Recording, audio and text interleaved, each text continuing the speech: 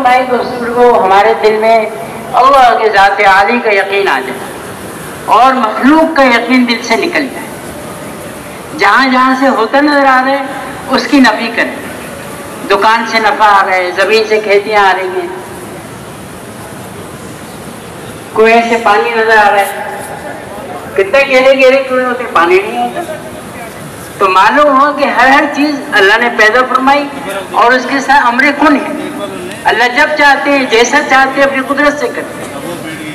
اب اس کو ہم نے کہنا، بار بار سننا، تاکہ ہمارے دل میں اللہ کے ذات عالی کا یقین دل میں آئے اور مخلوق سے ہونے کا یقین دل سے نکل جائے کہ سب کچھ کرنے والے اللہ تعالیٰ۔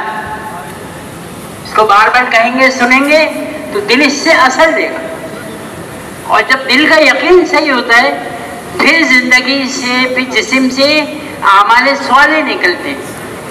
آنکھ صحیح استعمال ہوتی ہے، زبان صحیح استعمال ہوتی ہے، ہاتھ صحیح استعمال ہوتے ہیں، پاؤں صحیح استعمال ہوتے ہیں، یعنی جی چاہنے کی زندگی نکل جاتی ہے اور اللہ کے چاہنے کے مطابق زندگی دل میں آنی، جسم میں آنی شروع ہے۔ پھر نہ آدمی غلط دیکھتا ہے، نہ غلط بولتا ہے، نہ غلط سنتا ہے، نہ غلط چلتا ہے، نہ غلط چیزوں کو پکڑتا ہے، کہ سب کچھ کرنے والے اللہ تعالیٰ ہے۔ اب ہم لوگ اللہ کے لیے یہاں جمع ہوئے، اپنے سارے کاموں کو چھوڑ دیا کہ بھی اللہ تعالیٰ کے راستے میں یہ دن ہمارا لگے گا، اور یہاں ہم جمع اس لیے ہوئے تاکہ ہمارے دل میں اللہ کے ذات عالی کا، پھر پورے ہفتے ہم محنت کریں، گھر گھر جائیں گے، فرد فرد کے پاس جائیں گے اور ان پہ محنت کریں، کسی کو بھی نہیں چھوڑیں گے۔ مقصود ہمارا محنت ہے، صرف شب جمعہ نہیں ہے۔ شب جمعہ آ گیا، بیان سن لیا، اب ہمارا ایک جذبہ بنا ہے، گھر والوں سے ہی بات کریں گے، محلے میں اپنی مسجد میں جڑتے ہوئے سب مسجد والوں سے، سب محلے والوں سے ملیں، یعنی کیوں آتا ہے مہینے میں ایک دفعہ 100% محلے کے لوگوں سے ملاقات ہوتی ہے، اور ہر آدمی اپنی ذمہ داری سمجھے۔ یہ صرف 4 مہینے والوں کا کام نہیں ہے، چلے والوں کا کام نہیں ہے، جو سیر روزہ لگائے وہ اس کی بھی ذمہ داری ہے کہ میں اپنے محلے میں روز جڑوں، روز محنت کروں اور روزانہ لوگوں کو تیار کروں، اور جو زندگی میں آنے کا مقصد ہے وہ ان کے سامنے رکھوں کہ بھئی ہمارا مقصد سے اپنے گھر والوں کو ضرورتوں کو پورا کرنا نہیں ہے کہ اپنے گھر والوں کی ضرورتوں میں اپنی زندگی کو لگا دیں، بلکہ ہمارا کام تو سارے عالم اور قیامت تک کے آنے والے انسان ہدایت پر آ جائیں، یہ ہماری محنت ہے۔ آپ علیہ الصلوۃ والسلام مکے میں رہے، مدینے میں رہے، لیکن آپ کی محنت، آپ کی سوچ، آپ کی فکر قیامت تک کے آنے والے انسان۔ تو میرے محترم ہے تو صرف وہ جو کس اعتبار سے سوچے گا، اللہ کی مدد بھی اس کے اعتبار سے ہوگی۔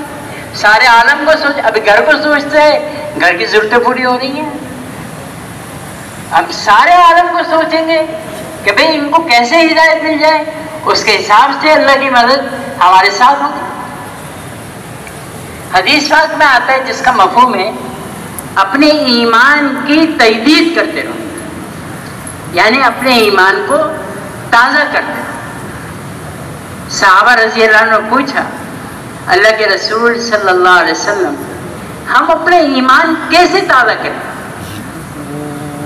یعنی ایمان ایک صدفے تو نہیں رہتا آدمی کا، ایمان بڑھتا رہتا ہے یا کم ہوتا رہتا ہے۔ وہ کہتی ہے مومن کا ہر آنے والا دن گزرے ہوئے دن سے بہتر ہوتا ہے۔ جو ہمارا کل دن گزر گیا، آج ہمارے ایمان میں اور زیادہ ترقی ہو، ہماری نمازیں اور بڑھی ہوں، علم کے اعتبار سے ہم پڑھ رہے ہوں، ذکر میں اللہ پاک کا دھیان اور زیادہ نصیب ہو جائے۔ تو حدیث پاک میں آتے اپنے ایمان کی تجدید کرتے رہو، یعنی اپنے ایمان کو تازہ کرتے رہو۔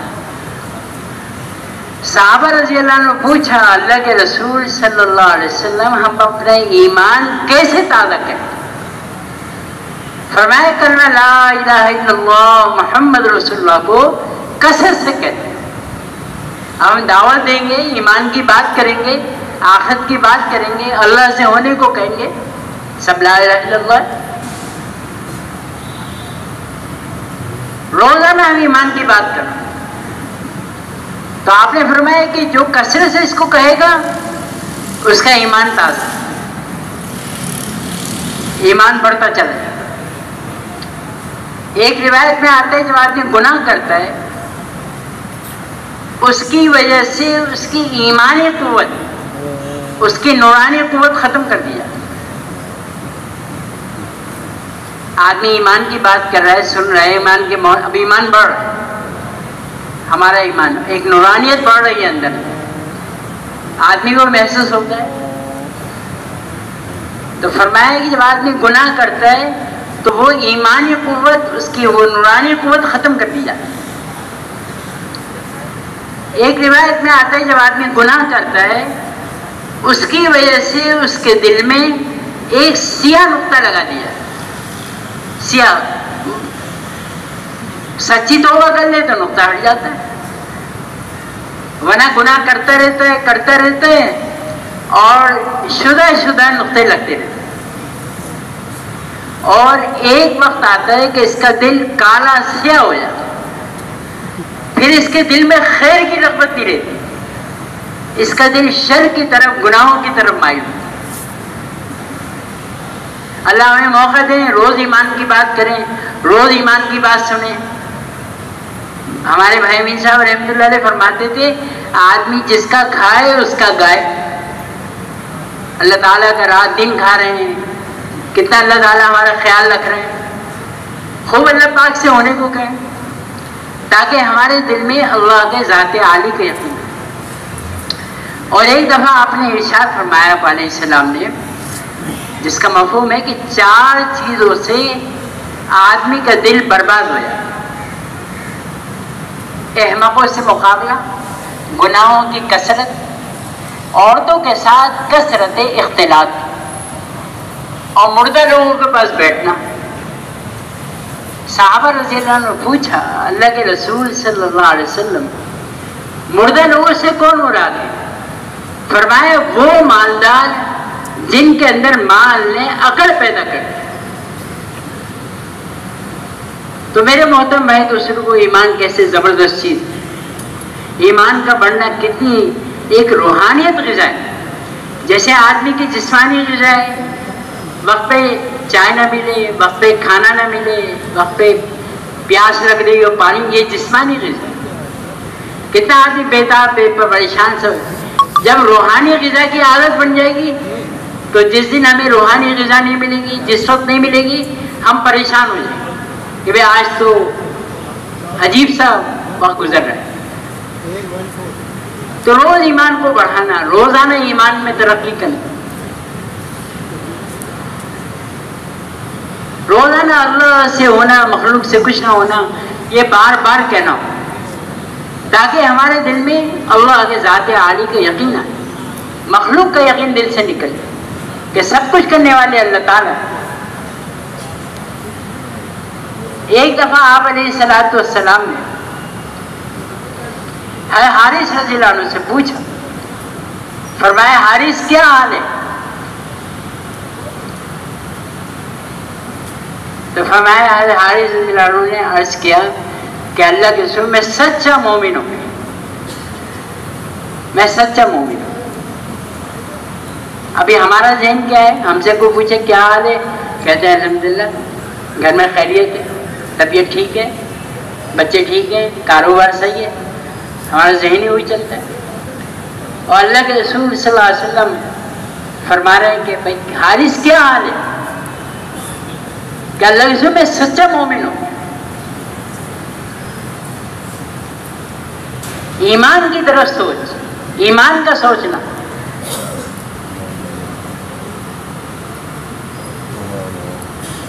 آپ نے فرمایا حارث کیا کہتے ہو؟ ہر بات کی حقیقت ہوتی ہے، تمہارے ایمان کی کیا حقیقت کہ تم سچے مومن ہو گئے؟ کہا اللہ کے رسول صلی اللہ علیہ وسلم میں نے اپنے نفس کو دنیا سے پھیل لیا، یعنی خواہشات والی چیزوں پہ نہیں چلتا. میرا دیکھنا بھی اللہ کی تابع، میرا بولنا بھی اللہ پاک کی مرضی کے مطابق، میری جی چاہنے کی زندگی ختم، اور جیسے اللہ چاہتے ہیں اس طرح میں زندگی گزار رہا ہوں۔ میرا چلنا، میرا بولنا، میرا کھانا اللہ کے چاہنے کے مطابق میں نے اپنے نفس کو دنیا سے پھیر دیا۔ حدیث پاک میں آتا ہے جس کا مفہوم ہے جو دنیا سے محبت کرتا ہے وہ آخرت کو نقصان پہنچاتا ہے، اور جو آخرت سے محبت کرتا ہے وہ دنیا کو نقصان پہنچاتا ہے۔ دنیا اس کا گھر ہے جس کا آخرت میں گھر نہیں، دنیا اس کا مال ہے جس کا آخرت میں مال نہیں، اور دنیا کے لیے وہ جمع کرتا ہے جس کو عقل نہیں۔ یہ آپ علیہ السلام نے ہمیں زندگی گزارنے کا طریقہ سکھایا ہے، کس وقت میں کس کام میں لگنا ہے اور کن کاموں میں نہیں لگنا۔ لگنے والے کاموں میں لگیں گے، نہ لگنے والے کام خود چھوٹ جائیں گے، اور نہ لگنے والے کاموں کو چھوڑیں گے وہ چھوڑنا مشکل ہو جائے گا۔ کہا اللہ کے رسول میں نے اپنے نفس کو دنیا سے پھیر لیا، یہ رات کو میں جاگتا ہوں اور دن میں پیاسا رہتا ہوں، یعنی رات میں اللہ تعالیٰ کی عبادت میں مشغول رہتا ہوں، نماز میں، ذکر میں، تلاوت میں، رات میری ان چیزوں میں گزرتی ہے۔ اعلیٰ سے اعلیٰ نماز پڑھتے ہیں۔ حاتم رحمۃ اللہ علیہ سے کسی نے کہا حضرت آپ کی نماز کیسی ہے، ذرا نماز کی کیفیت تو بتائیں۔ آدمی کو نماز تو اعلیٰ سے اعلیٰ پڑھنی چاہیے نا، جیسے آدمی کہتا ہے میں کپڑے اعلیٰ پہنوں، گھر میرا اچھا ہو، خوبصورت ہو، گاڑی اچھی ہو، ایسے ہماری نماز بھی بڑھیا نماز، دھیان والی نماز، توجہ والی نماز۔ حاتم رحمۃ اللہ علیہ سے کسی نے حضرت آپ کی نماز کیسی ہے، ذرا نماز کی کیفیت تو بتائیں۔ فرمانے لگے جب نماز کا وقت آتا ہے میں بہت اچھی طریقے سے وضو کرتا ہوں، پھر مجھے جہاں نماز پڑھنی ہو وہاں جا کے بیٹھ جاتا ہوں تاکہ میرے اعضاء میں سکون پیدا ہو، پھر اپنے اللہ کے سامنے پورے وقار کے ساتھ کھڑا ہوتا ہوں، اپنے آگے بیت اللہ کو سمجھتا ہوں اور اپنے پیچھے موت کے فرشتے کو، دائیں طرف جنت اور بائیں طرف جہنم کو سمجھتا ہوں،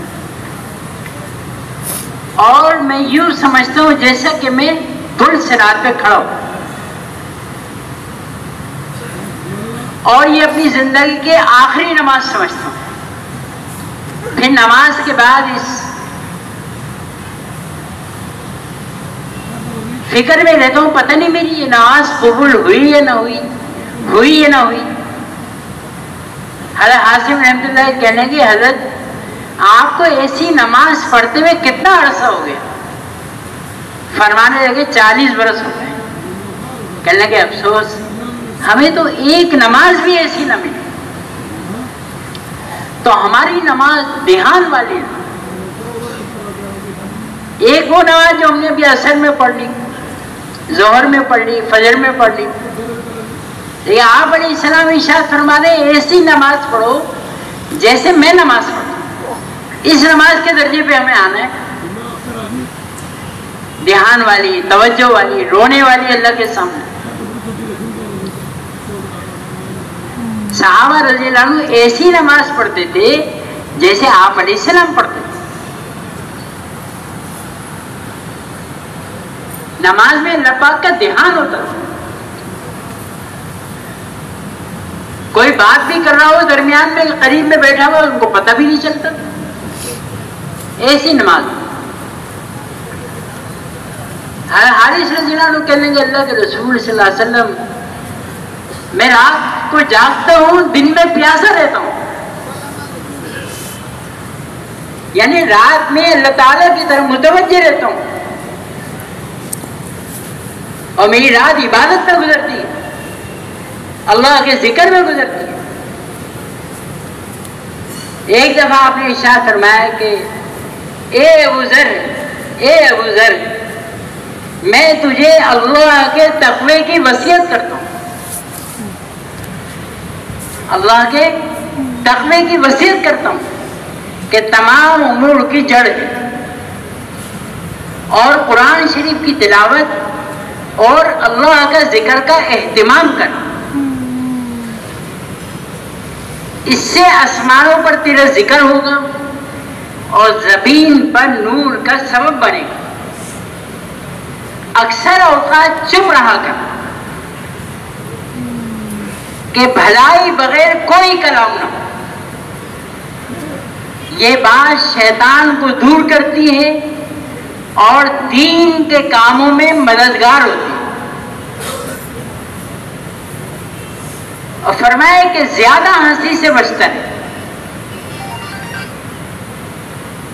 اس سے دل مر جاتا ہے، چہرے کا نور جاتا رہتا ہے۔ اور فرمائے کہ جہاد کرتے رہنا میری امت کی فقیری یہی، مسکینوں سے محبت رکھنا، اکثر ان کے پاس بیٹھتے رہنا، اور اپنے سے کم حیثیت لوگوں پر نگاہ رکھنا، اپنے سے اونچے لوگوں پر نگاہ نہ کرنا۔ اس سے اللہ تعالیٰ کی ان نعمتوں کی ناقدری پیدا ہوتی ہے جو اللہ تعالیٰ نے تجھے عطا فرمایا۔ قرابت والوں سے تعلقات جوڑنے کی فکر رکھنا، اگرچہ وہ تجھ سے تعلقات توڑ دیں۔ حق بات کہنے میں تردد نہ کرنا، حق بات کہنے میں تردد نہ کرنا، وہ کسی کو کڑوی لگے۔ اللہ کے معاملے میں کسی کی ملامت کی پرواہ نہ کرنا، اپنے ایک بینی دوسروں کے عیوب پر نظر نہ کرنے دیں، جس عیب میں خود مبتلا ہے اس پر دوسروں پر غصہ نہ کرنا۔ اور فرمایا کہ اے ابو ذر حسن تدبیر سے بڑھ کر کوئی عقل مند نہیں، ناجائز امور سے بچنا بہترین پرہیزگاری، اور خوش خل کے برابر کوئی شرافت نہیں۔ ایک حدیث پاک میں آپ علیہ السلام نے ہمیں زندگی گزارنے کا طریقہ سکھایا، کن کاموں میں لگنا ہے کن میں نہیں لگنا، لگنے والے کاموں میں لگیں گے، نہ لگنے والے کام خود چھوٹ جائیں گے۔ تو ہماری روز ایمان میں ترقی، روزانہ اعمال میں جان پیدا، تو ہمارا وقت اللہ کے دھیان کے ساتھ نہیں۔ حارث رضی اللہ عنہ فرماتے ہیں اللہ کے رسول صلی اللہ علیہ وسلم رات کو میں جاگتا ہوں، یعنی اللہ کی عبادت میں مشغول رہتا ہوں، اور دن میں پیاسا دیتا ہوں، یعنی اپنے نفس کے خلاف سارے کام کرتا ہوں۔ اور کہتے ہیں کہ روزے کی حالت میں رہنا یہ زبردست تقوی حاصل کرنے کا ذریعہ ہے۔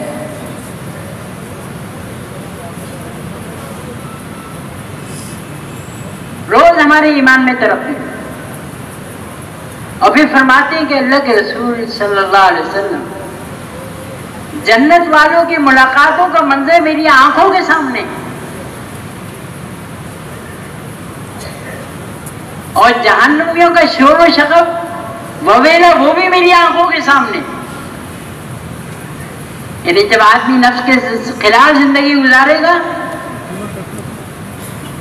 تو صحابہ فرما رہے ہیں ہمارے ایمان میں ایسی طرف، تو ہمارے اندر سے ہمارے چاہنے والی زندگی نکل کر اللہ کے چاہنے والی زندگی ہمارے اندر آتی، جیسے اللہ چاہتے ہیں اس طرح ہم زندگی گزارنے میں۔ آنکھ سے وہ دیکھیں گے جو اللہ پاک چاہیں گے، زبان سے وہ بولیں گے جو اللہ پاک چاہیں گے، ہاتھ پیر کو وہاں استعمال کریں گے جہاں اللہ پاک چاہیں گے۔ یعنی جی چاہنے کی زندگی کو چھوڑنا اور اللہ کے چاہنے کے مطابق اپنی زندگی گزارنا، کہ میرے اللہ مجھ سے اس وقت میں کیا چاہتا ہے۔ اور جو ایسا کرے گا اللہ تعالیٰ کل قیامت کے دن جب اس کی موت کا وقت آئے گا تو اللہ ملک الموت سے فرمائیں گے جاؤ بھائی اس میری ولی کی روح لے آؤ، جیسے میں چاہتا تھا ایسے اس نے زندگی گزاری، آج اس کی روح لے آؤ تاکہ میں اس کو خوش کر دوں، سکون دوں، راحت دوں، عزت دوں، اطمینان دوں۔ اور ملک الموت علیہ السلام آئیں گے، اکیلے نہیں آئیں گے، اس مومن کی روح نکالنے کے لیے 500 فرشتوں کو ساتھ لائیں گے اور جنت کا کفن ساتھ لے کے آئیں گے، جنت کی خوشبوئیں ساتھ لے کر آئیں گے اور پھولوں کے گلدستے ان کے ہاتھوں میں ہوں۔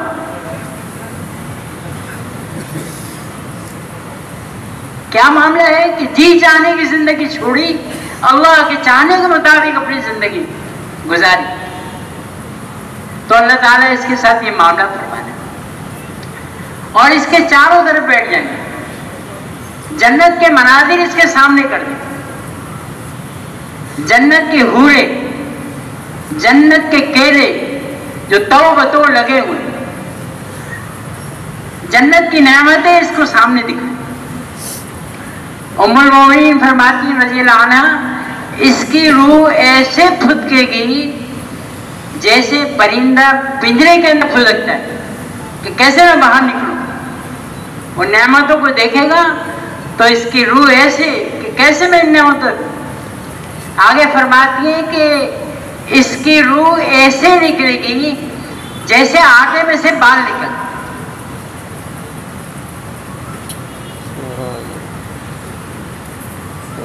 تو میرے محترم بھائی دوستوں کو ہماری زندگی اللہ تعالیٰ کے احکامات پر ہو، جناب رسول اللہ صلی اللہ علیہ وسلم کے طریقوں پر، اس میں ہمیں خود بھی آنا ہے اور امت کے ہر فرد کو لانا، یہ بھی ہماری ذمہ داری۔ نماز پڑھیں گے، نماز پر لانا یہ ہماری ذمہ داری، ذکر کریں گے، ذکر پہ لانا یہ ہماری ذمہ داری، تلاوت کریں گے، تلاوت پہ لوگوں کو لانا یہ ہماری ذمہ داری۔ جیسے ہم گھر کے ذمہ دار ہیں اور گھر کی ساری ضرورتوں کو پڑوسی کو بھی اطلاع نہیں کرتے کہ ہمارے گھر میں کوئی چیز کمی ہے اور ان ضرورتوں کو پورا کرنے کی پوری کوشش کرتے ہیں، ایسے میرے محترم بھائی دوستوں کو امت کے اندر دین آ جائے یہ بھی ہماری ذمہ داری ہے اور امت ہدایت پر آ جائے، ہدایت کی محنت کرنے والا بن جائے اور امت جو ہے ہدایت والے راستے پر آ جائے، یہ محنت کرنا یہ بھی ہماری ذمہ داری ہے۔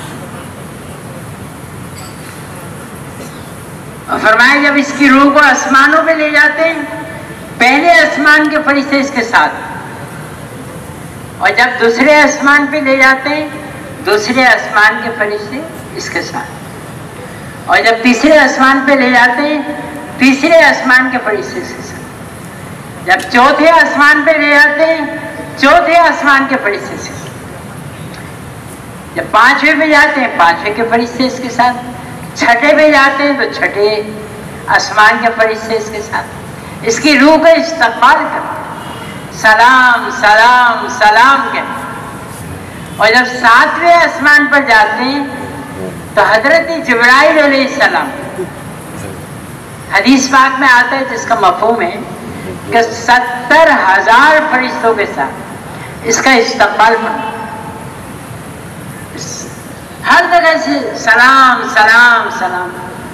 سبحان اللہ، یہ اس مومن کے ساتھ معاملہ ہے جو اللہ کو راضی کر کے زندگی گزارے، اللہ کے ناراضگی والے کاموں سے بچے گا، جیسے اللہ چاہتے ہیں اس طرح اپنی زندگی گزارے، اللہ اس کی دنیا بھی اچھی کریں گے اور مرنے کے فوراً بعد اس کی ساری مناظر اس کے اچھے کریں گے۔ آسمان کے وہ دروازے روئیں گے، آسمان کے وہ دروازے روئیں گے جب اس کی روح نکلے گی جہاں سے اس کے لیے رزق آیا کرتا ہے، آسمان کے وہ دروازے روئیں گے جہاں سے اس کے اعمال جائیں، زمین کے وہ حصے روئیں گے جہاں یہ بیٹھ کے اللہ کا ذکر کیا کرتا ہے، تلاوت کیا کرتا ہے، دعائیں مانگا کرتا ہے۔ تو میرے محترم بھائی دوستوں کو جی چاہنے کی زندگی چھوڑنا اور اللہ کے احکامات کے مطابق زندگی. اور جب اس کے جنازے کو اٹھائیں گے اس کے گھر سے لے کے اس کی قبر تک 2 قطاروں میں فرشتے کھڑے ہو جائیں. مرحبا مرحبا سلام سلام، اس کو خوشخبریاں دیں گے کہ وہ ہے جس نے اللہ کو راضی کر کے اپنی زندگی گزاری، اللہ کے ناراضگی والے کاموں سے بچا، جی چاہنے والی زندگی چھوڑی اور اللہ کے چاہنے کے مطابق اپنی زندگی. اور اس کی قبر تک کھڑے ہو جائیں. اور جب اس کی قبر میں اس کو لٹایا جائے گا، دائیں طرف اس کی نمازیں، بائیں طرف اس کے روزے، سر کے جانب اس کی ذکر و تلاوت، اور جو پاؤں کے جانب وہ قدم جو مسجد کی طرف چلا، خیر کے کاموں میں چلا، وہ پاؤں کے جانب، وہ عمل اس کے پاؤں کے جانب. اب آدمی دین پہ چلتا ہے، اب مشقت آتی ہے، تکلیف آتی ہے، لوگ برا بھلا کہتے ہیں. اب جو اس میں صبر کیا ہوتا ہے اور کسی کو کوئی لفظ نہ کہا ہوتا، وہ صبر ایک جانب ہو کے بیٹھ جاتا. چاروں طرف اعمال نے گھیر لیا، یہ جو صبر تھا یہ ایک طرف. اب عذاب اس کی طرف متوجہ ہوتا ہے اور دائیں طرف سے آتا ہے تو اعمال اس کی نمازیں اس کو روک لیتی. میں بھی تو اسے زندگی مشقت سے گزاری ہے، نمازوں میں گزاری ہے. وہ تنگ آگے فوراً بائیں طرف سے آتا، پھر روزے روک لیتے ہیں. بھائی وہ تقوی کے ساتھ زندگی گزاری، بھوک پیاس میں زندگی گزاری، اب سر کے جانب سے آتا ہے، ذکر و تلاوت اس کو روکتے ہیں. ایسی بات نہیں ہے کہ ہم نے ذکر کیا، تلاوت کری، یہ اللہ پاک کے جمع ہو رہے ہیں اور کل قیامت کی ہماری قبروں میں وہ اعمال ہماری حفاظت فرمائیں گے. اب جو بھی مسجدوں میں جا رہے ہیں باوضو، اور حدیث پاک میں آ رہا ہے ایسا جیسے بیت اللہ کے لیے احرام باندھ کے نکلو. کتنا بڑا اجر ہے، آدمی مکہ جا رہا ہو، بیت اللہ جا رہا ہو اور احرام باندھ کے جا رہا ہو، اللہ تعالیٰ کتنا اس کو اجر عطا فرمائیں گے. تو اپنے گھر سے وضو کر کے جانا ایسے جیسے بیت اللہ کے لیے احرام باندھ کے نکلو.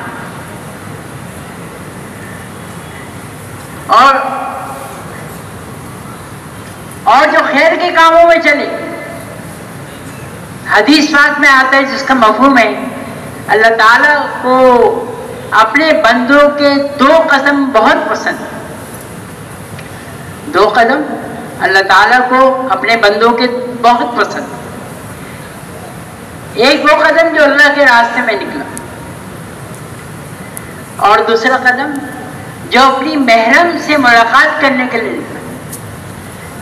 بہنوں سے چلا گیا، پھوپھیوں سے، خالوں سے، خالص اللہ کو راضی کرنے کے لیے ملاقات کے لیے جاتا. تو اللہ تعالیٰ کو اپنے بندوں کے 2 قدم بہت پسند. اب یہ جو خیر کے کاموں میں چلا، یہ اس کے پاؤں کی جانب. اب یہ عذاب جس طرف سے بھی آیا وہ اعمال اس کو روک لیں. آخر عذاب تنگ آ کے چلا جائے. حدیث میں آتا ہے تنگ آ کے چلا جائے، کیسے راستہ ہی نہیں ملا. اب صبر آ کے ان اعمال سے ہی کہے گا، صبر جو کیا، جو اس میں تکلیفیں آئیں، جو مشقتیں آئیں اور جو وویلے ہوئے، جو لوگوں نے مذاق اڑایا، اب اس نے اللہ کے لیے صبر کیا اور اس میں کچھ بھی نہیں کہا لوگوں. اب یہ صبر آ کے یہ کہے گا کہ میں تو اس انتظار میں تھا کہیں عمل میں کمی ہو تو میں آ کے مدد کروں. اب میں کل قیامت کے دن اس کے اعمال نامے میں بیٹھ کر اس کے وزن کو بڑھا دوں. میرے محترم بھائی دوستو، ہماری زندگی ایسے تھوڑی ہے کہ بچہ پیدا ہوا، جوان ہوا، بوڑھا ہوا، چلا گیا. قرآن پاک میں اللہ تعالیٰ فرما رہے ہیں ذرے ذرے کا حساب ہو.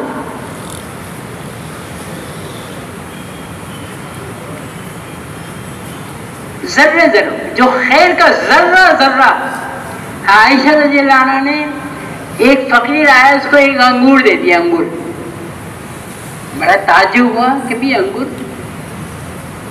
ایک انگور دے دیا.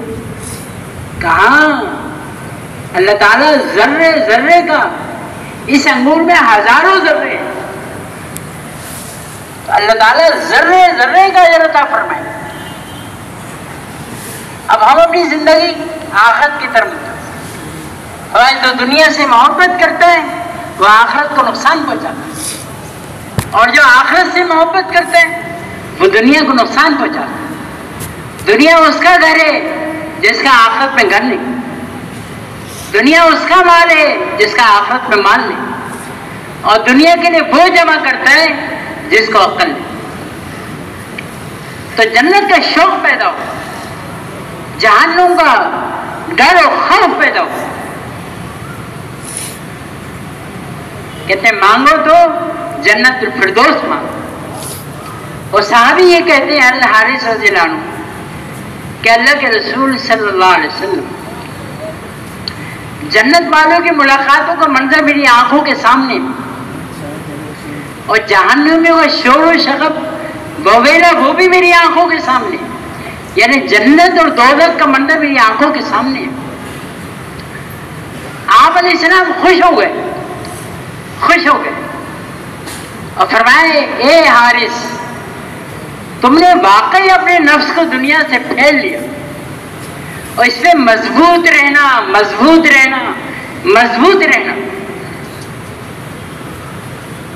ایمان بڑھ رہا ہو، جنت کا شوق پیدا ہو رہا ہو، اب اس میں جمنا اور اپنے ایمان کو مضبوط رکھنا. روز ہمارے ایمان میں ترقی ہو، روزانہ اللہ پاک کو راضی کرنے میں شوق پیدا ہو، اور ہم اللہ پاک کو راضی کریں.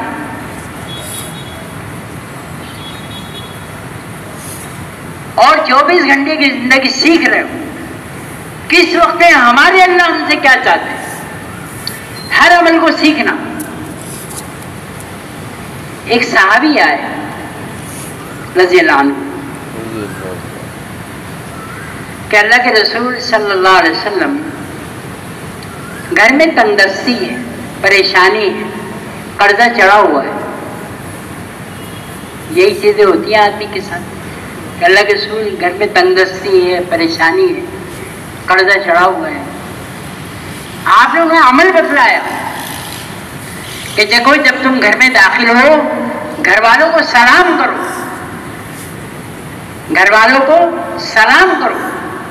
درود شریف پڑھو اور سورہ اخلاص پڑھو.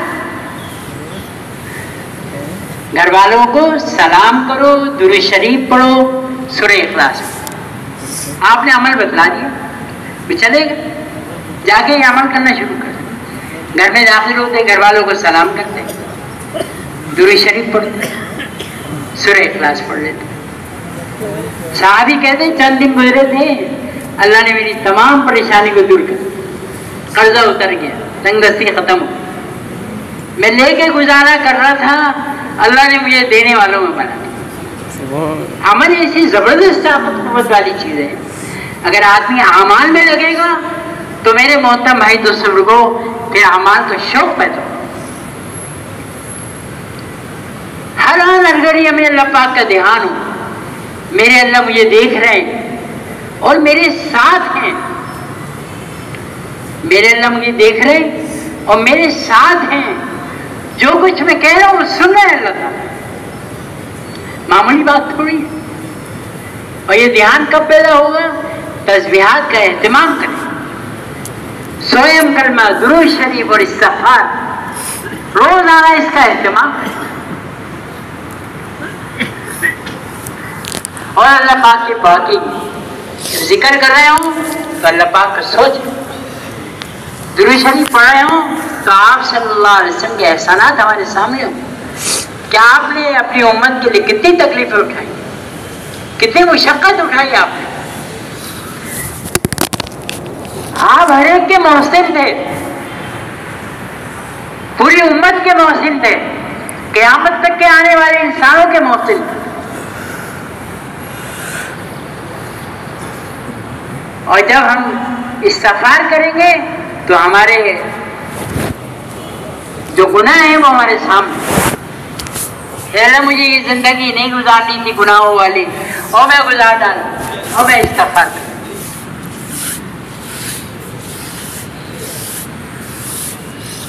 یہ اللہ پاک کو سوچیں گے کہ اللہ تعالیٰ نے ہمیں پیدا کیا.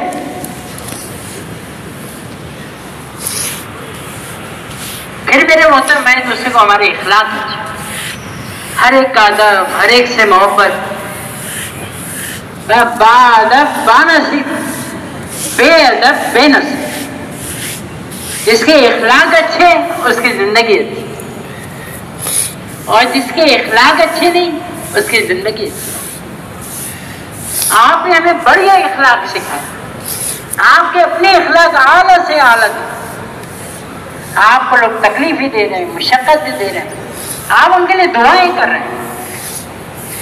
فرشتے آگے کہہ رہے ہیں اللہ کے رسول صلی اللہ علیہ وسلم جنہوں نے آپ کو یہ تکلیفیں دی اور آپ کے خون بہا، ان کو پہاڑوں کو ملا دیں، ان کو ختم ہی کر دیں. کہ نا نا نا، میں اس کے لیے آیا ہی نہیں. اگر ایمان نہ لائے، ان کے آنے والے لوگ مسلمان ہو کے ایمان لائیں اور ایمان والے بنیں گے تو آپ کے سینے مبارک میں ایسا درد و غم اللہ تعالیٰ ہم سب کو بھی نصیب فرما. تو بھی اللہ نے ہمیں زندگی دی ہے. ہماری اخلاق بڑی ہے، ہر ایک کا ادب، ہر ایک سے. ایک صحابی آئے رضی اللہ عنہ، رضی اللہ، کہ اللہ کسی کو کوئی نصیحت فرما دے. اللہ کسی کو نصیحت فرما دے، کہ اللہ کسی کو کوئی نصیحت فرما دے. فرمایا اپنے اخلاق کو اچھا کرو. کہ اللہ کسی کو کوئی اور نصیحت فرما دے، فرمایا اپنے اخلاق کو اچھا کرو. آپ دیکھیں زندگی گزارنے کا طریقہ سے. ایک اور صحابی ہے کہ اللہ کسی کو کوئی نصیحت فرما دے، فرمایا غصہ نہ کیا کرو. کہ اللہ کسی کو کوئی اور نصیحت فرما دے، فرمایا غصہ نہ کیا کرو.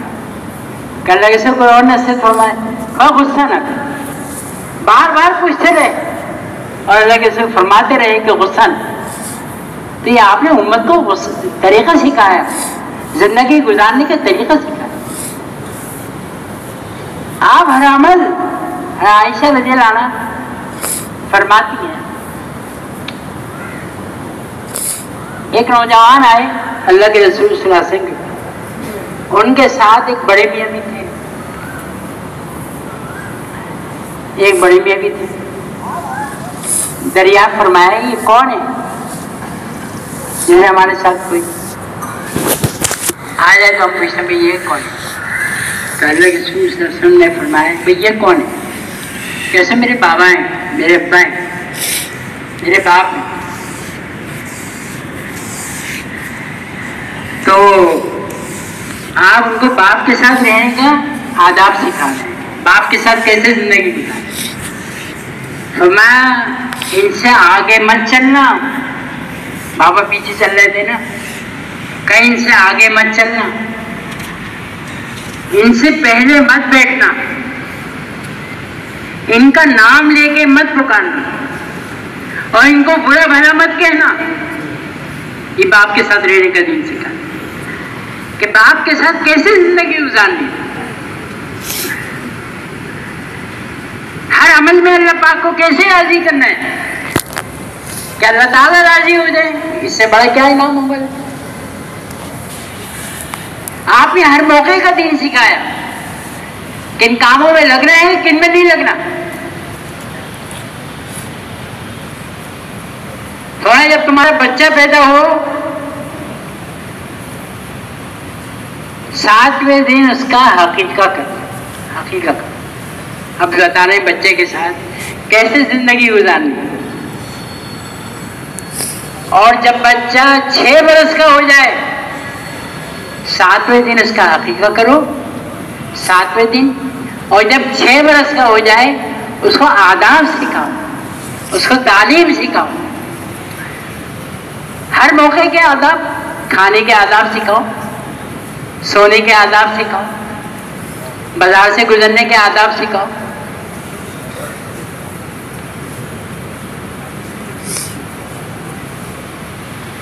یعنی زندگی گزارنے کے آداب سے، علم سے اس کو تعلیم دو.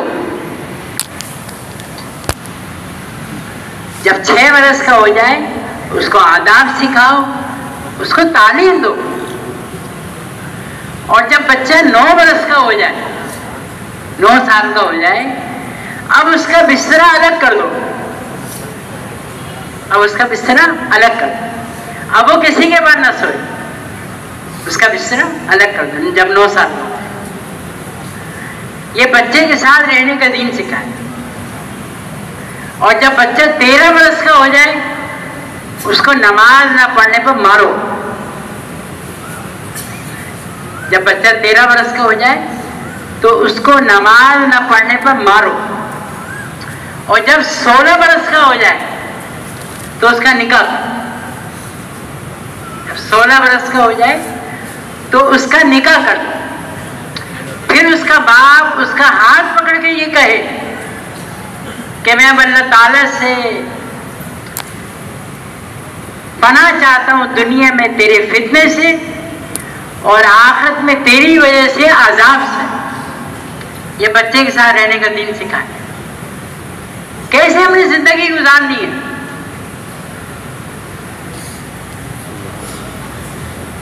ہر موقع کا دین حاصل کر. کس وقت میں ہمارے اللہ ہم سے کیا چاہتے ہیں، کن کاموں میں لگیں گے اللہ تعالیٰ ہم سے راضی ہو جائیں گے، اور کن کاموں میں لگیں گے تو اللہ تعالیٰ ہم سے ناراض ہو جائیں گے. اور اپنی زندگی کو گناہوں سے بچانا، گناہ والے کاموں سے بچانا، یہ بھی آپ نے بتلایا.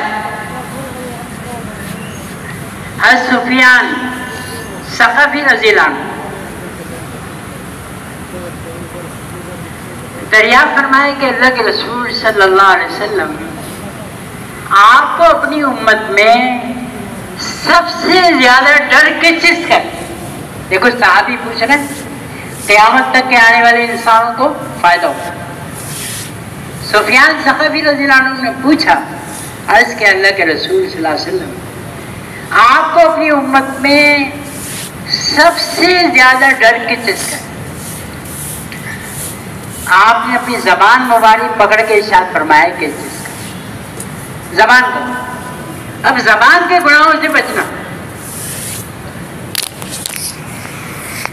کتنی بڑی لفظشیں ہو جاتی ہیں اس سے. آدمی ہاتھ دھو بیٹھتا ہے، یہ میں کیا کہہ بیٹھا، یہ میں کیا کہہ بیٹھا، اپنے آپ کو کوستا رہتا ہے. لیکن گناہوں سے بچنے کی کوشش اور نیت ہوگی اللہ ہر گناہ سے بچائے. حضرت سفیان ثوری رحمۃ اللہ فرماتے ہیں مجھ سے ایک گناہ ایسا ہو گیا، ایک گناہ مجھ سے ایسا ہو گیا کہ میں 5 مہینے تک تہجد نہیں پڑھ سکتا. حالانکہ بہت اللہ والے آدمی تھے، بہت بڑے بزرگ تھے، محدث تھے. کہتے مجھ سے ایک گناہ ایسا ہو گیا کہ میں 5 مہینے تک تہجد نہیں پڑھ سکتا. اللہ والے اتنے تھے 19 سال تک اللہ کے راستے میں گھومتے رہے. 19 سال گھر پر آئے، دستک دی، ماں نے کہا کون؟ کہ تیرا بیٹا سفیان. ماں نے اندر سے کہا بیٹا ہم نے تو آخرت میں ملنے کا وعدہ کیا تھا. تو وہیں سے واپس ہو گئے، پھر موت تک گئے. ایسے اللہ والے ایک دفعہ مسجد میں داخل ہوئے اور بھولے سے مسجد میں الٹا قدم پہلے رکھے. غیب سے آواز آئی، اے سعور، اے بیل. ہمارے گھر میں ایسے داخل ہوتا ہے؟ تو اپنے نام کے ساتھ سفیان ثوری، میں تو بیل ہوں بیل. کہتے مجھ سے ایک گناہ ایسا ہو گیا 5 مہینے تک میں تہجد نہیں پڑھ سکا. کسی نے کہا حضرت آپ سے کون سا ایسا گناہ ہو گیا؟ کہنے لگے ایک شخص رو رہا تھا اور میرے دل میں آیا کہ ریاکار. اب بتاؤ یہ دل کا گناہ، ابھی کچھ کہا نہیں، کوئی ایسا گناہ کیا. کہنے میرے دل میں آیا کہ ریاکار. کہ یہ اتنا بڑا. میرے محترم بھائی دوستوں کو گناہوں سے جیسے حدیث پاک میں آتا ہے اپنے ایمان کی تجدید کرتے رہو، اپنے ایمان کو تازہ کرتے رہو۔ صحابہ رضی اللہ عنہ پوچھا اللہ کے رسول صلی اللہ علیہ وسلم ہم ایمان کیسے تازہ کریں؟ دیکھیں ایمان کا بڑھنا، روز ایمان بڑھو۔ کہتے ہیں مومن کا ہر آنے والا دن گزرے ہوئے دن سے بہتر ہو۔ کل جو ہماری ایمان کی کیفیت تھی آج اس سے زیادہ ہو، کل جو ہماری نماز کی کیفیت تھی آج اس سے زیادہ ہو، آج اللہ پاک کا دھیان ہمیں زیادہ نصیب ہو۔ ہمیں جب آدمی گناہ کرتا ہے اس کی وجہ سے اس کی ایمانی قوت، اس کی نورانی قوت ختم کر دی جاتی ہے، بالکل ختم۔ ایک روایت میں آتا ہے جب آدمی گناہ کرتا ہے اس کی وجہ سے اس کے دل میں ایک سیاہ نقطہ لگا دیا جاتا ہے، اس کے دل میں ایک سیاہ نقطہ لگا دیا جاتا ہے، اور سچی توبہ کر لے تو منہ پہ ہٹ جاتا ہے، ورنہ گناہ کرتا رہتا ہے اور شدہ نقطے لگتے ہیں، اور ایک وقت آتا ہے کہ اس کا دل کالا سیاہ ہو جاتا ہے، کالا سیاہ ہو، پھر اس کے دل میں خیر کی رغبت نہیں ہوتی، اچھے کاموں کی اس کی رغبت ہی نہیں ہوتی، دل سے نکلی۔ نماز مسجد میں ہو رہی تو دل بھی نہیں چاہتا اس کا، ہمیں اس کا دل شر کی طرف، گناہوں کی طرف مائل ملتا بنا کے۔ اللہ تعالیٰ ہم سب کی حفاظت فرمائے، ہم خوب نیک کام میں، خوب اللہ سے ہمارا روز بروز تعلق پیدا ہو، روزانہ ہم اللہ پاک کو راضی کر رہا۔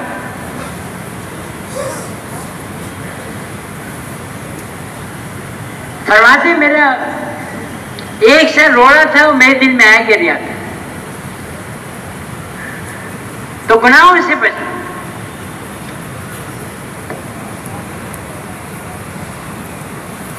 ایک دفعہ آپ علیہ الصلوۃ والسلام نے ارشاد فرمایا، غور سے سنیے گا، بہت کام کی بات ہے، ورنہ آدمی سنتا کچھ ہے کہتا کچھ ہے آگے جا کے کہ میں نے یوں سنا۔ آدمی توجہ سنتا ہے تو پھر آگے بات کہنا بھی آسان ہوتا ہے۔ آپ نے ایک دفعہ ارشاد فرمایا میں تم کو 3 باتیں بتاتا ہوں اور قسم کھا کے بتاتا ہوں، پھر میں تم کو ایک بات بتاؤں گا اس کو محفوظ کر لینا۔ فرمایا میں تم کو 3 باتیں بتاتا ہوں، قسم کھا کے بتاتا ہوں، پھر میں تم کو ایک بات بتاؤں گا اس کو محفوظ کر لینا۔ فرمایا کوئی بندہ ایسا نہیں کہ صدقہ کرے اس کا مال کم ہوتا ہے۔ پہلا بتایا کوئی بندہ ایسا نہیں کہ صدقہ کرے اس کا مال کم ہو۔ اب دیکھ تو یہی رہے آدمی 100 روپے تھے 10 روپے صدقہ کر دیے 90 بچ گئے، 1000 دیے 100 دے دیے 900۔ یہ ہماری آنکھوں کا دھوکہ ہے۔ حضور علیہ السلام نے جو ارشاد فرمایا بہت کچھ سچ، اور صدقہ کرنے سے مال کم نہیں ہوگا۔ اللہ ہمیں توفیق دے، خوب صدقہ کیا کریں اور اس یقین کے ساتھ کریں گے کہ ہمارا صدقہ دینے سے مال کم نہیں ہوگا۔ دوسرا فرمایا آپ نے جو کسی کو ذلیل کرتا ہے، جو کسی کو ذلیل کرتا ہے اور وہ اللہ کے لیے صبر کر لیتا ہے، یہ صبر کرنا بڑا مشکل کام ہے۔ فرمایا جو کسی کو ذلیل کرتا ہے اور وہ اللہ کے لیے صبر کر لیتا ہے، اللہ تعالیٰ اس کے صبر کی وجہ سے اس کی عزت کو بڑھا دیتا ہے۔ اللہ ہم سب کو صبر کرنے والوں پر۔ اور فرمایا کہ جو سوال کا دروازہ کھولتا ہے، جو سوال کا دروازہ کھولتا ہے اللہ تعالیٰ اس پر فخر کا دروازہ کھول دیتا ہے۔ جو مانگ کے گزارا کرتے ہیں اللہ تعالیٰ بھی اس کی ضرورتیں ختم ہی نہیں ہوتی۔ اللہ میں موقع دے اللہ سے مانگ۔ ایک موقع پہ آپ نے فرمایا تمہیں جب کوئی چیز چاہیے ہو اپنے اللہ سے مانگ۔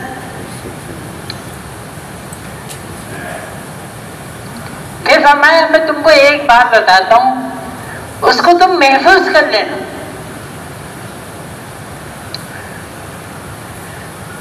فرمایا دنیا میں 4 قسم کے لوگ ہیں. دنیا میں، پوری دنیا میں، پاکستان میں نہیں ہے، مکہ مدینے میں، ساری دنیا میں 4 قسم کے لوگ ہیں. ایک وہ ہے جس کو اللہ نے مال بھی دیا اور علم بھی دیا. اللہ نے مال بھی دیا اور علم بھی دیا، اور وہ اپنے علم کے مطابق اپنے مال کو صحیح استعمال کرتا ہے، اسے اللہ کی فرمانبرداری کرتا ہے، اللہ تعالیٰ کے احکامات پورے کرتا ہے، بیواؤں کے کام آتا ہے، یتیموں کے کام آتا ہے.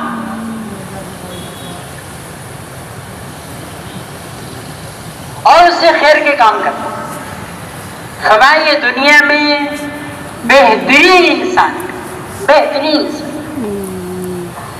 فرمایا دوسرا وہ ہے جس کو اللہ نے مال تو نہیں دیا لیکن علم دیا، اور یہ کہتا ہے اللہ تعالیٰ مجھے مال دے دیں تو میں اس کو خیر کے کاموں میں استعمال کروں اور اللہ تعالیٰ کو راضی کروں اور اللہ تعالیٰ کی فرما برداری کروں اور اللہ پاک کو راضی کروں. ہمیں ثواب میں یہ بھی اسی کے برابر ہے، حالانکہ مال نہیں ہے اس کے پاس، لیکن اس کی نیت اچھی ہے. ہمیں تیسرا آدمی وہ ہے جس کو اللہ تعالیٰ نے علم تو نہیں دیا لیکن مال بہت دیا، اور وہ اپنے مال میں گڑبڑ کرتا ہے، اللہ تعالیٰ کو ناراض کرتا ہے، اپنی خواہشات پوری کرتا ہے، لوگوں پہ ظلم کرتا ہے، بیواؤں کے کام نہیں آتا، یتیموں کے کام نہیں آتا. فرمایا دنیا کا بدترین انسان. چوتھا فرمایا کہ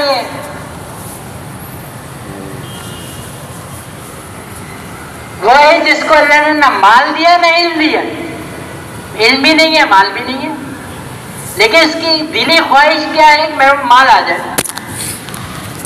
اس سے میں اپنی خواہشات پوری کروں اور اللہ کی نافرمانی کروں. فرمایا گناہ میں یہ بھی نمبر 3 کے برابر ہے. آپ نے فرمایا یہ بھی گناہ کے نمبر 3 کے برابر. اللہ ہم سب کی حفاظت. ہم حرام ہرگڑی اللہ پاک کو راضی کر رہے ہیں، اللہ تعالیٰ راضی ہو گئے کہ ہماری کتنی بڑی کمائی ہو جائے گی آخرت کے اعتبار سے. اللہ دنیا بھی اچھی کرے گا، اللہ آخرت بھی اچھی کرے گا. اور توکل ہمارے اندر ہو، اللہ سے لینے کا جذبہ ہو کہ ہمیں جو چاہیے وہ اللہ سے لیں گے. حضرت حبیب رحمت اللہ علیہ ایک دفعہ ان کی بیوی نے گھر میں آٹا گنا، پڑوس میں چلی گئی آگ لینے کے. اتنے میں ایک سائل فقیر آ گیا گھر پہ اور اس نے سوال کیا. حضرت حبیب رحمت اللہ نے دیکھا گھر میں تو کچھ بھی نہیں تھا، وہ گندا وہ آٹا ہی اس کے حوالے کا. اب ان کی بیوی آئی تو دیکھا تو آٹے کو نہ پایا. پوچھا اپنے شوہر سے بھائی آٹا کہاں گیا؟ تو کہنے لگے روٹی پکنے گیا بھائی. ان کو تو یقین نہ آیا، کہنے بھائی بتاؤ آٹا کہاں گیا، اصرار کرنے لگے. ابھی ایک سائل آیا تھا، فقیر آیا تھا، گھر میں تو کچھ تھا نہیں، میں نے وہ آٹا اس کو دیا. کہنے اب ہم لوگ کیا کھائیں گے، ہمارے گھر میں تو کچھ بھی نہیں ہے، کیا آپ کو ہمارا احساس نہیں ہوا؟ اب یہ بات کر رہی ہے اپنے شوہر سے. اتنے میں دروازے میں دستک ہوئی اور ایک ساتھ روٹیاں کی ساری اور گوشت سے بھرا ہوا سالن لے کے آ. تو حضرت حبیب رحمت اللہ علیہ کی بیوی کہنے لگی بڑا جلدی پکا لایا ہے یہ، اور گوشت اضافے میں لیا ہے. جب اللہ پر توکل ہوگا اللہ تعالیٰ ایسی جگہوں سے میری رزق دیں گے جہاں سے ہمارا گمان نہیں. ایسی نعمتیں دیں گے جس کا ہم سوچ بھی نہیں کر سکتے۔ ایک دفعہ آپ علیہ السلام نے ارشاد فرمایا کہ اللہ تعالیٰ نے جنت میں ایسے بالا خانے بنائے جو آئینوں کے بنے ہوئے ہیں، ایسے بالا خانے بنائے جو آئینوں کے بنے ہوئے ہیں، جن کے اندر سے باہر کا نظر آتا ہے، باہر سے ان کے اندر کا نظر آتا ہے۔ صحابہ رضی اللہ عنہ نے پوچھا اللہ کے رسول صلی اللہ علیہ وسلم یہ کن لوگوں کے لیے ہیں؟ فرمائے یہ ان لوگوں کے لیے ہیں جو اچھی بات کریں، یعنی ترش روئی سے منہ چڑھا کے لوگوں سے بات نہ کریں، اخلاص سے کہنا ہے جو اچھی بات کریں، منہ چڑھا کے لوگوں سے بات نہ کریں۔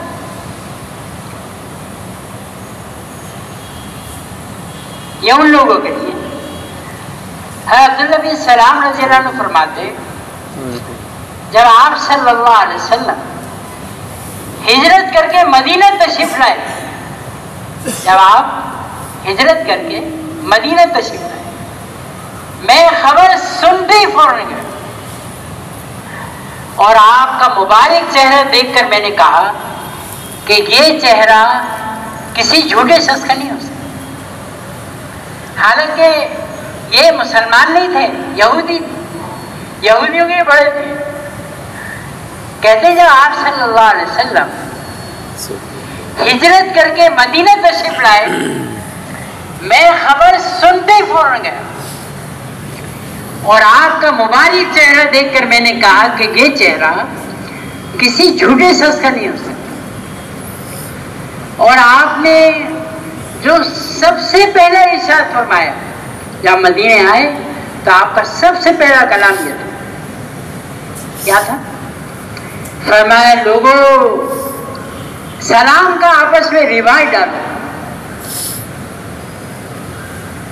اور کھانا کھلایا کرو، صلہ رحمی کیا کرو، رات کو ایسے وقت میں نماز پڑھا کرو جب لوگ سو رہے، سلامتی کے ساتھ جنت میں داخل ہو۔ کتنا آسان اس کو بتائیں۔ فرمایا لوگوں سلام کا آپس میں رواج ڈالو، کھانا کھلایا کرو، صلہ رحمی کیا کرو، رات کو ایسے وقت میں نماز پڑھا کرو جب لوگ سو رہے، سلامتی کے ساتھ جنت میں داخل۔ تو آپ نے زندگی گزارنے کا ہمیں طریقہ سکھایا۔ اللہ ہمیں موقع دیں نہ حدیث پہ عمل بھی کر رہے ہوں اور ذوق شوق ہمارے اندر دین پہ چلنے کا پیدا ہو۔ ایک دفعہ آپ علیہ السلام نے ارشاد فرمایا جو کسی مسلمان کو ننگے پن کی حالت میں کپڑا پہنائے گا، کسی غریب کو دے دے آدمی، پھٹے پرانے کپڑے کتنے لوگ ہوتے ہیں، فرمایا جو کسی مسلمان کو ننگے پن کی حالت میں کپڑا پہنائے گا، حق تعالی شانہ کل قیامت کے دن اس کو جنت کے سب لباس پہنا دے گا۔ کتنا آسان۔ فرمایا جو کسی مسلمان کو بھوک کی حالت میں کچھ کھلائے گا، یہ تو آسان ہے بھائی، کتنے لوگ ہمیں ملتے ہیں۔ فرمایا جو کسی مسلمان کو بھوک کی حالت میں کچھ کھلائے گا، حق تعالی شانہ اس کو جنت کے پھل کھلائے، جنت کے پھل کھلائے۔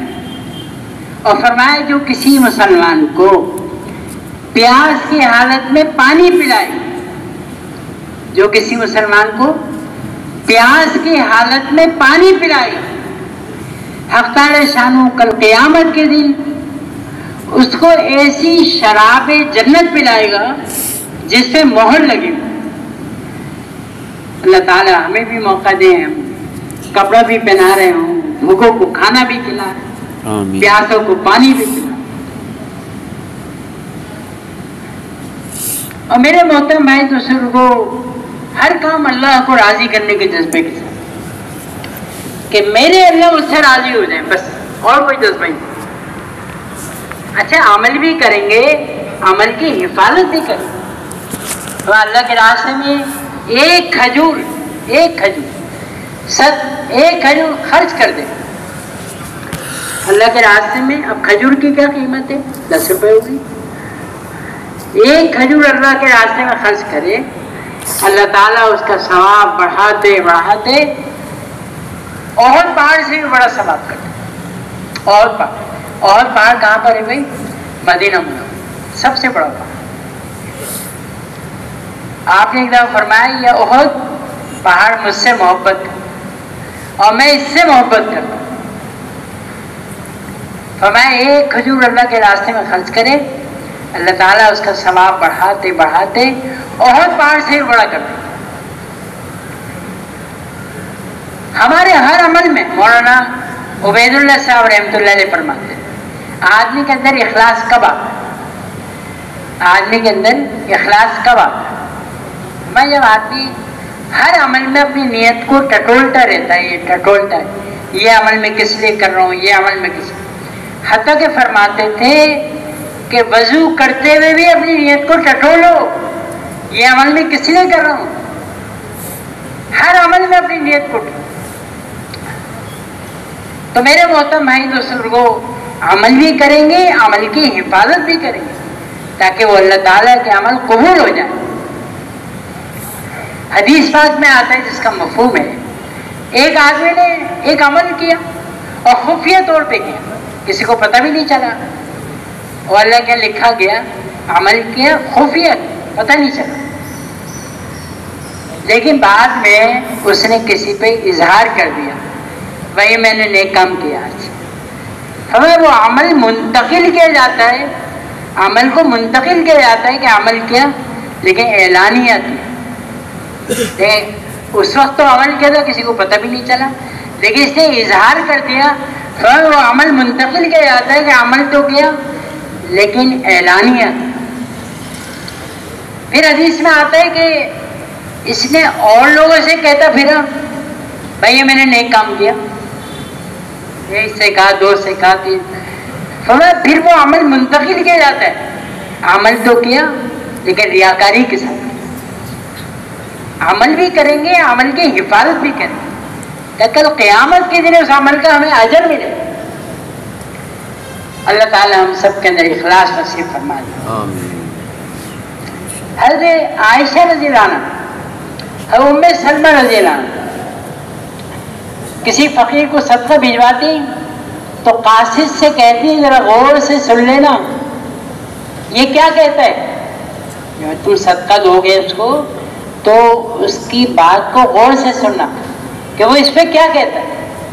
وہ آگے بتا دیتا کہ آپ کو یہ دعائیں دے رہا تھا، آپ اسی طرح کی دعائیں اس کو دے دیا کرتے اور فرماتی تھی کہ بھائی دعا کا بدلہ تو دعا ہو گیا، صدقے کا اجر تو اللہ سے کل قیامت کے دن میں ایسا اللہ سے لینے کا جذبہ کہ ہمارا جذبہ اللہ پاک کو۔ ایک دفعہ آپ علیہ السلام نے خطبے میں ارشاد فرمایا، خطبہ دیا اور فرمایا لوگوں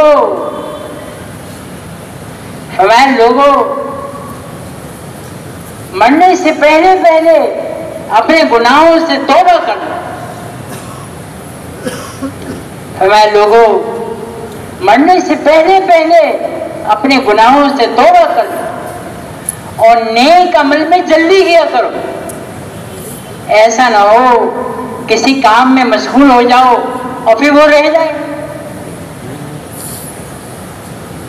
اور فرمایا کہ اللہ سے اپنے رشتہ جوڑ لو۔ آدمی کے اندر ایک عادت ہوتی ہے نا رشتہ جوڑنے کی، فلاں عالم ہے میں نے رشتہ جوڑ لیا، فلاں رشتہ دار نے رشتہ پکا کر لیا، دوست سے دوسری رشتہ داری۔ تو آپ علیہ السلام فرما رہے اپنا رشتہ اللہ سے جوڑ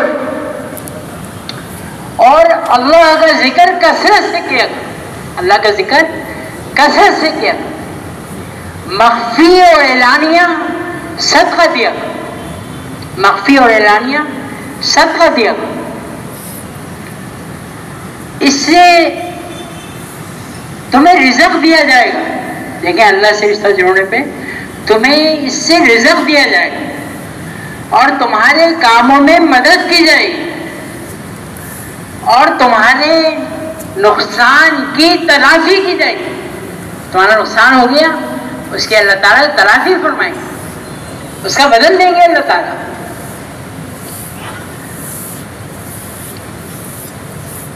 ایک دفعہ آپ نے ارشاد فرمایا روزانہ صبح کے وقت 2 فرشتے آسمان سے نیچے اترتے روزانہ اور دونوں دعا مانگتے. ایک یہ دعا مانگتا ہے یا اللہ مال کے خرچ کرنے والے کو بدل عطا فرما. دوسرا یہ دعا مانگتا ہے یا اللہ مال کے روک کر رکھنے والے کے مال کو برباد کر. اللہ ہمیں جذبہ دے خوب مال کو خرچ کر. ایک دفعہ حضرت عمر رضی اللہ عنہ مسجد نبوی میں تشریف لائے. دیکھا حضرت معاذ رضی اللہ عنہ آپ صلی اللہ علیہ وسلم کی قبر کے بعد بیٹھے ہوئے رو رہے. تو آپ نے دریافت فرمایا معاذ کیا بات ہے, کیوں رو رہے؟ کب میں نے اللہ کے رسول صلی اللہ علیہ وسلم سے یہ سنا ہے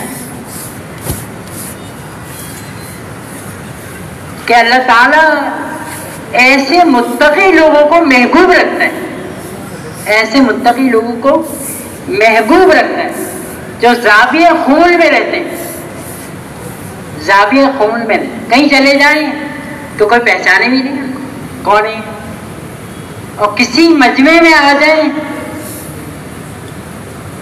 کہیں چلے جائیں تو کوئی تلاش بھی نہ کرے, اور کسی مجمع میں آ جائیں تو کوئی ان کو پہچانے بھی نہیں. لیکن ان کے دل جو ہیں وہ ہدایت کے چراغ اور ہر گرد آلو تاری مقام سے خلاصی پانے میں سب تیار ہیں اس محنت کے لیے. یہ بھی اللہ تعالیٰ نے موقع دیا. اور آپ علیہ السلام نے ارشاد فرمایا کہ اللہ تعالیٰ ایسے متقی لوگوں کو محبوب رکھتے ہیں. ایک دفعہ آپ علیہ السلام نے دعا دی, اے اللہ تو میرے ان امتیوں کو سر و شاداب رکھ, دنیا میں بھی اور آخرت میں بھی. جو میری بات کو سنے اس کو محفوظ کریں, اس کو ہو بہو لوگوں تک پہنچا دیں. اور آگے فرمایا بات سننے والے ایسے ہوں گے جو کہنے والوں سے بھی آگے بڑھ جائیں. تو آپ لوگوں میں کون ایسے لوگ ہیں جو کہتے ہیں انشاءاللہ ہم 4 مہینے جلد سے جلد لگا لیں؟ ہاں بھائی, اور جو 4 مہینے لگائے ہوئے وہ یہ نیت